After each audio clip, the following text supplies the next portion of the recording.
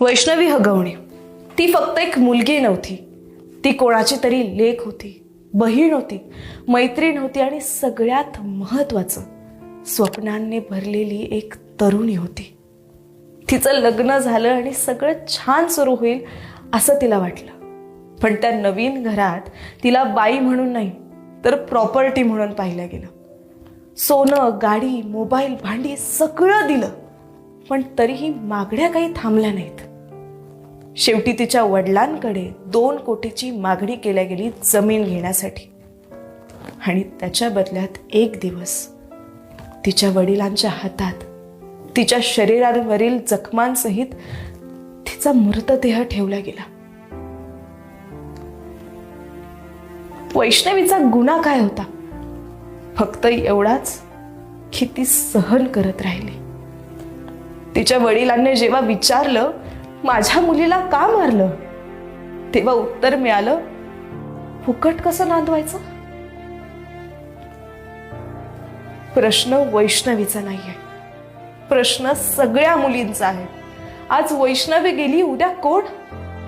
हुंडा म्हणजे लग्नाचं मूल्य नाही, ती स्त्रीच्या आत्म्याची विटंबना आहे. स्त्रीने सहन न करता थेट संघर्ष करावा, वेगळं राहावं म्हटलं तर समाज तिला इज्जत, लोक काय म्हणतील हे सांगून पुन्हा सहनच कर हे ठामपणे सांगत असतो. गळफास घे, आत्महत्या कर, मारहाण झाली तरी चालेल, ते प्रतिष्ठित वाटतं.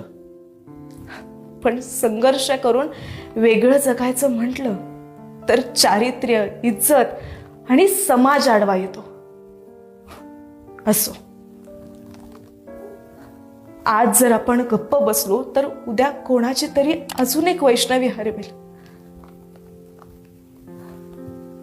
मी आर्या घारे, एक सामान्य स्त्री, पण आज या हुंड्याच्या प्रथेविरोधात आवाज उठवतीये. मी आर्या घारे आज तुम्हा सर्वांना जागं व्हा बोलतीये. कारण आज एक वैष्णवी गेली, उद्या तुमचं नावही असू शकतं कुठल्या तरी पोस्ट मध्ये, कुठल्या तरी हेडलाईन मध्ये. मुलगी जगवा हे बोलणं सोपं आहे, पण मुलींचा सन्मान करा, त्यांचं जगणं सोपं करा, ही आपली जबाबदारी आहे. अजूनही वेळ गेली नाही आवाज उठवायची. बोलूया, पण उशीर होण्यापूर्वी.